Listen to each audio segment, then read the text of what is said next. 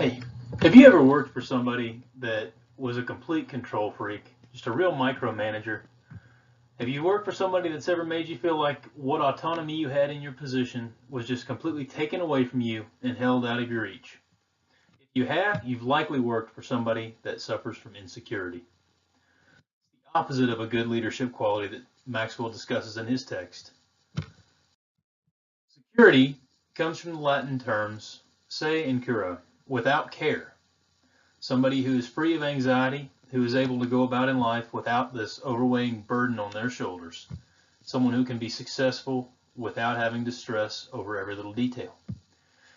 Andrew Carnegie once said, "No man will ever make a great leader who wants to do it all for himself or get all the credit for doing it."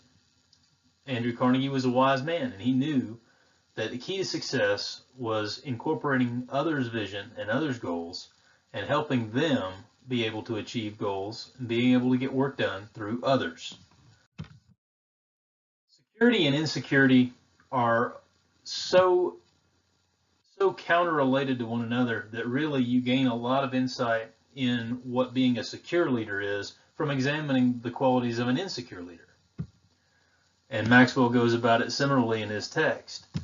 So a secure leader leads by creating a consensus, where an insecure leader has to find it, kind of filter out what works for him, what can become consensus. So the secure leader sees potential in all the undertakings, where an insecure leader sees what just might not be important.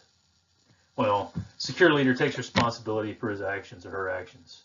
Secure leader will admit, yes, I was wrong, but I did the best I could, and here's where we're going to go from here. Where the insecure leader just simply makes excuses. Nothing will ever live up to the expectations that he has, and that's the way he sees everybody looking at him. That it's not good enough. Well, it was because of this, or it was because of that. A secure leader embraces others' opinions. The security aspect of this leadership quality is the complete collaboration, because you've essentially become a servant. You have passed over what is most important to you, and you're willing to come to an agreement with other people in your team. Where the insecure leader tries to have all the answers and is always right. The secure leader leads without fear, and the insecure leader leads out of fear. Being focused on being is what a secure leader does, and focusing on trying is the insecure leader. So the way that I demonstrate this quality, I think back to the earliest days of my memory, and my dad played baseball growing up, and he shared that hobby, that pastime with me. And one of the things that he said, not only did he say it, but he lived it and he believed it. Winning is not everything. It's how you play the game. He taught me from a very young age that as long as I do the best I can and I walk away from that field having lost the game, at least I could rest assured knowing that I did the best I could and that I played as hard as I could for those on my team. And you see the picture there, those guys playing ball. They don't winning and losing is not what's important. They're just wanting to have fun. Maxwell gives several different ways that you can incorporate this quality of security into your own leadership skills.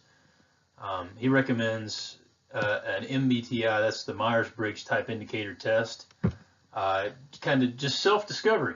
You figure out your own personality, and then you're able to figure out how you're able to flex that within the whole schema, so that you can be a collaborator with others.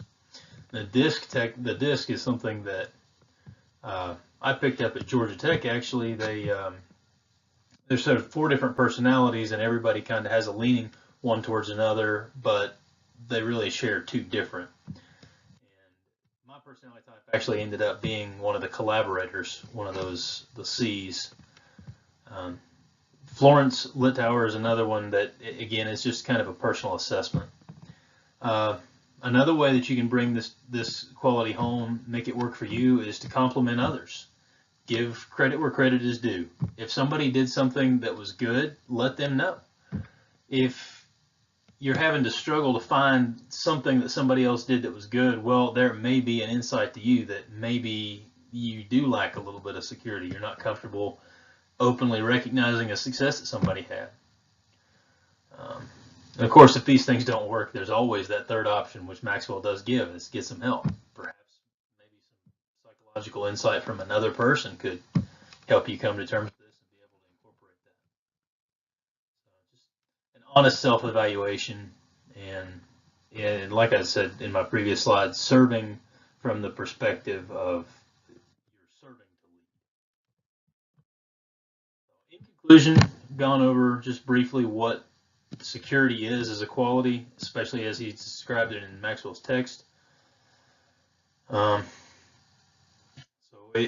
to me, it's a quintessential leadership quality because it's that collaboration aspect, that being able to get work done through others. It's not necessarily you're manipulating people. That's not what I want to say at all. But it's being able to share that common goal because you've created that common goal with another person. Be honest with yourself. Always be honest. You won't get anywhere lying to yourself. You always know the truth. And again, lead as a servant.